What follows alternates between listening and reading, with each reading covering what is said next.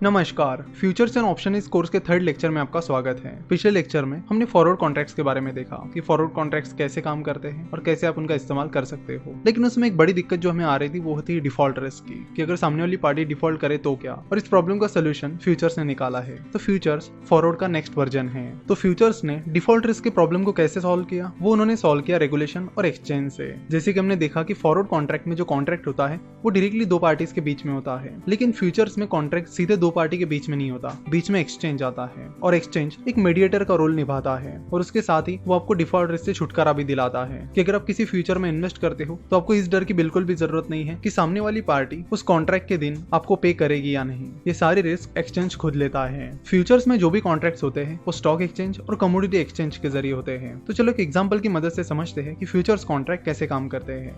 Gold की price फिलहाल 40,000 रुपए के करीब चल रही है और आपको लग रहा है कि आने वाले 2 महीनों में गोल्ड की प्राइस बढ़ने वाली है।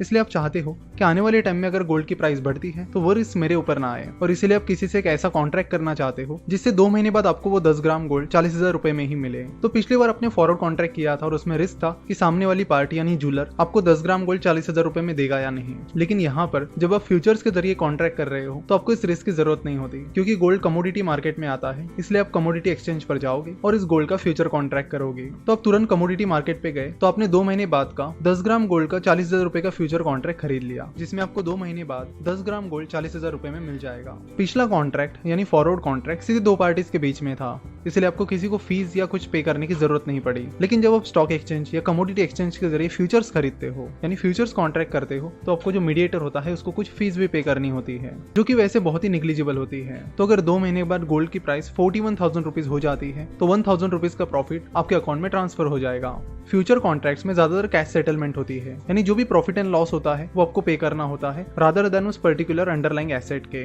चलो तो देखते हैं कि फॉरवर्ड कॉन्ट्रैक्ट और फ्यूचर कॉन्ट्रैक्ट्स में मेन डिफरेंसेस क्या होते हैं। फॉरवर्ड कॉन्ट्रैक्ट रेगुलेटेड नहीं होता है, यानी उसमें कोई भी रेगुलेशन या मीडिएटर नहीं होता, वो डायरेक्टली दो पार्टीज के बीच में होता है। इसलिए अगर सामने वाली पार्टी डिफॉल्ट करती है तो उसका रिस्क आपको ही उठाना पड़ता है। वही फ्यूचर्स कॉन्ट्रैक्ट रेगुलेटेड होते हैं और डिफॉल्ट रिस्क की गारंटी एक्सचेंज लेता है, इसलिए आप पर डिफॉल्ट रिस्क आता ही नहीं। तो आप कह सकते हैं कि फ्यूचर्स में डिफॉल्ट रिस्क 0 रहता है। Forward contract completely customise contract होते हैं, यानी आप चाहे जैसा उन्हें कस्टमाइज कर सकते हो। जैसे कि हमने देखा कि जूलर और आप चाहे जैसा वो कॉन्ट्रैक्ट कर सकते हो। अगर आपको लगता है कि नहीं मुझे 10 ग्राम नहीं 5 ग्राम गोल्ड ही खरीदना है तो आप 5 ग्राम गोल्ड का भी फॉरवर्ड कॉन्ट्रैक्ट उनके साथ कर सकते हो।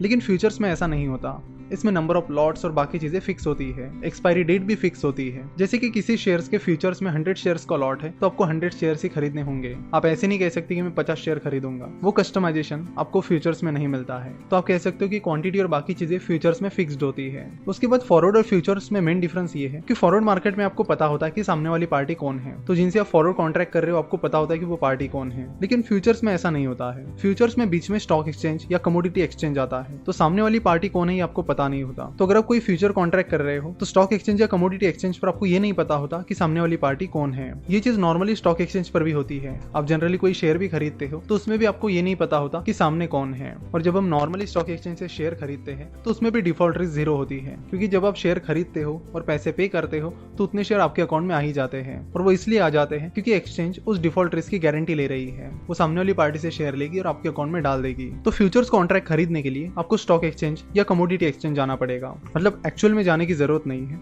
आप ऑनलाइन भी उनके जरिए खरीद सकते हो। स्टॉक एक्सचेंज में शेयर्स के फ्यूचर्स होते हैं, जैसे कि टीसीएस का शेयर है तो उसके फ्यूचर्स रहेंगे कि अगर आपको लगता है कि टीसीएस का शेयर 2 महीने बाद गिर सकता है तो आप किसी पर्टिकुलर प्राइस पर टीसीएस के फ्यूचर्स खरीद सकते हो और अपनी रिस्क को कम कर सकते हो। तो इस तरह शेयर्स के फ्यूचर्स कॉन्ट्रैक्ट स्टॉक एक्सचेंज पर मिलेंगे। वही जो कमोडिटीज होती है उनके फ्यूचर्स कॉन्ट्रैक्ट आपको कमोडिटी एक्सचेंज पर मिलेंगे। जैसे कि अगर आपको गोल्ड, सिल्वर या फिर आपको अदर कमोडिटीज जैसे कि शुगर, दाल एटसेट्रा इनके फ्यूचर्स खरीदने हैं तो वो आपको कमोडिटी एक्सचेंज पर मिलेंगे। इंडिया में MCX that is multi commodity exchange और NCDEX that is national commodity and derivatives exchange, ये 2 मेन कमोडिटी एक्सचेंजेस है।